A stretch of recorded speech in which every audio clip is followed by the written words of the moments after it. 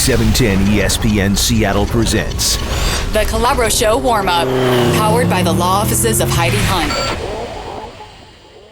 Welcome to the warm-up. Kevin Calabro on the go-to guy, Jim Moore, here on 710 ESPN Seattle. Everybody talking about the Montero Pineda deal, the Mariners trading with the New York Yankees. Anytime the Mariners do a deal with the New York Yankees, Jim, I kind of cringe a little bit. Anytime anybody does a deal with the Yankees, I cringe a little bit. Because you know the Yankees are always dealing from a position of strength. They have unlimited resources. They can score runs.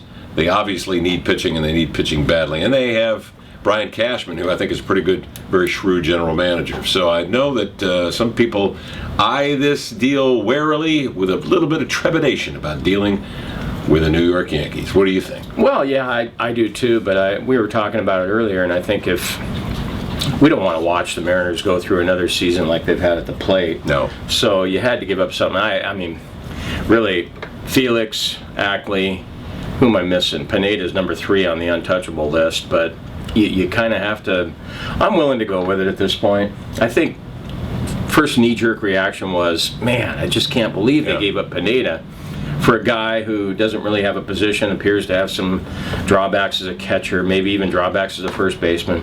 But it'll be fun to see him hit. I watched some video of him today. Yeah. I mean, it was cool to see him hit to the opposite field. And the ball leaps off his bat. There's no question about that. I mean, he puts a sting on the ball, but 69 plate appearances in the big leagues last year. Joe Girardi is a catcher by trade. He's the manager of the Yankees. He didn't think he could get it done behind the plate. My question is, where does the guy fit here in Seattle? Are they going to try to put him behind the plate, platoon him at first base, DH him? I guess all of that. All of that. You can't get enough good bats. We'll come right back after this.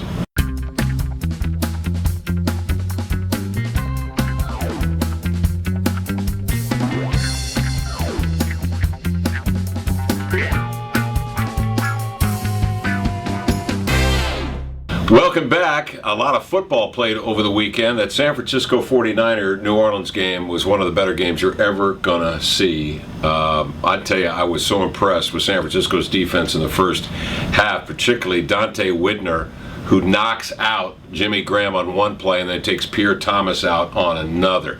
I mean, he decimated New Orleans in the first quarter alone with his big hits from that defensive backfield. You were asking the question, if San Francisco wins and advances, is this the sort of the, I forget how you put it, the guideline for the Seahawks as they move forward in the future? And I'm watching that game with that in mind, thinking, wow, you can dominate a game, win a game with defense, forcing turnovers and scoring off those turnovers. Yeah, especially at home. And I was looking at some numbers too with Joe Flacco and Alex Smith and how they did, what their numbers looked like a year or two ago, and see how far they progressed, and to try and see if maybe we could expect that same kind of progression from Tarvaris Jackson. I'm a non-believer in Jackson, but there is a little bit of possibility there where he maybe could turn into an Alex Smith type quarterback. I can't believe I just said that, but I think there's people here in town, Pete Carroll anyway, that I'm sure looks at Alex Smith and sees Tarvaris Jackson next year. How many times did you ask yourself during the course of the game, could Tarvaris Jackson have made that throw to Vernon Davis in the first half, that little slant, or that one in the third quarter, late in the third quarter along the sideline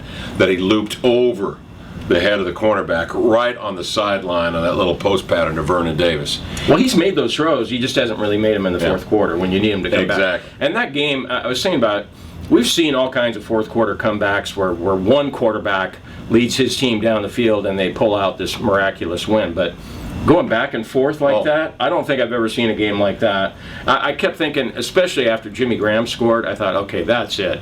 There's no way the 49ers are going to come back again. Wow. And then when they got down there, 9 seconds. I thought, what was it, 14 seconds before he threw it to Davis? I thought, they might run the ball and not risk an interception. Yeah. Because imagine if he'd been picked off there. Boy, Harbaugh would have been second guessed till the cows came home.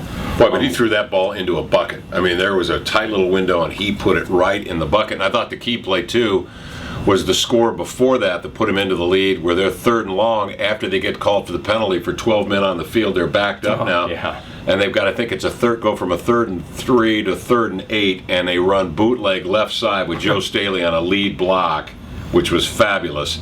And Smith into the end zone for the score. But that, to me, was the difference, is Smith's ability not to turn the ball over, I hate to use the word because they don't like hearing that, but he really managed it well. He took a sack when he had to. He threw the ball when he had to. It wasn't pretty in the second half. You knew New Orleans was going to come at him. They were throwing him around like a rag doll. He did cough it up one time, but I think overall he made the right plays at the right time, clock recognition, all that stuff late in the game that we've not seen from Tarvaris Jackson. We've got the whole show for you today at 3 and plenty to yap about. So start your yapping.